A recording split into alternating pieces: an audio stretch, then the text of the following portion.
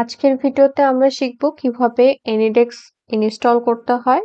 AnyDesk এর মাধ্যমে remotely চাইলে আপনি যে কাউকে আপনার ডিভাইসে অ্যাক্সেস দিতে পারবেন, অথবা আপনি যে কারো ডিভাইসে AnyDesk এর সাহায্যে অ্যাক্সেস নিয়ে কাজ করতে পারবেন। সো আপনারা আপনাদের ডিভাইসের যে কোনো একটি ব্রাউজার ওপেন করে নেবেন। ব্রাউজার থেকে AnyDesk লিখে সার্চ করবেন।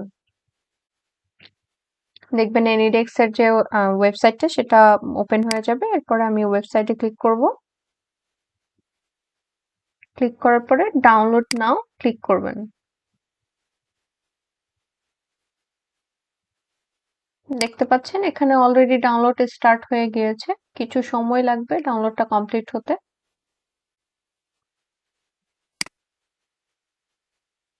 ডাউনলোড অলরেডি কমপ্লিট হয়ে গিয়েছে। এখন যদি আমি ফোল্ডারে গিয়ে দেখি তাহলে দেখতে পাবেন যে আমার AnyDesk-টা অলরেডি ডাউনলোড হয়ে গিয়েছে। এখন এই AnyDesk আইকনের উপরে যদি আপনি ডাবল ক্লিক করেন তাহলে দেখতে পাচ্ছেন যে AnyDesk-টা ওপেন হয়ে গিয়েছে এবং একটা আইডি জেনারেট হয়েছে। এখানে গ্রিন মার্ক থাকা মানে হচ্ছে আপনি AnyDesk-টা অ্যাক্টিভ করে রেখেছেন। এটা কোনো কারণে যদি ইয়েলো মার্ক হয়ে থাকে বা এখানে আইডি না আসে সেই ক্ষেত্রে কিছুক্ষণ ওয়েট করতে হবে। কারণ হচ্ছে AnyDesk সার্ভারের সাথে সিনক্রোনাইজ হওয়ার পরে আপনাকে এরকম একটা আইডি জেনারেট হবে এবং গ্রিন মার্ক শো করবে। সো আপনি এই আইডিটা যদি অন্য কারোর সাথে শেয়ার করেন, সে এখানে ইন্টার রিমোট অ্যাড্রেসের মধ্যে তার AnyDesk এর মধ্যে যদি এই আইডিটা বসিয়ে দেয়, সেই ক্ষেত্রে হচ্ছে এন্টার প্রেস করলে আপনার এখানে একটা অ্যাক্সেস রিকোয়েস্ট চলে আসবে।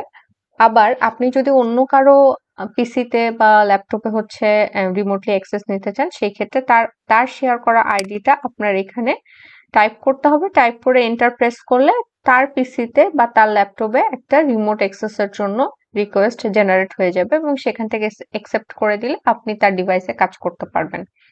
সো এই ছিল আজকের AnyDesk এর ইনস্টলেশনের ইস্যু। আপনাদের যদি ভিডিওটি ভালো লেগে থাকে তাহলে অবশ্যই লাইক করবেন। আর যদি কোনো কিছু জানার থাকে তাহলে কমেন্ট বক্সে জানাবেন। আর যদি আরো নতুন নতুন ভিডিও পেতে চান তাহলে অবশ্যই আমার চ্যানেলটিকে সাবস্ক্রাইব করবেন। Thank you.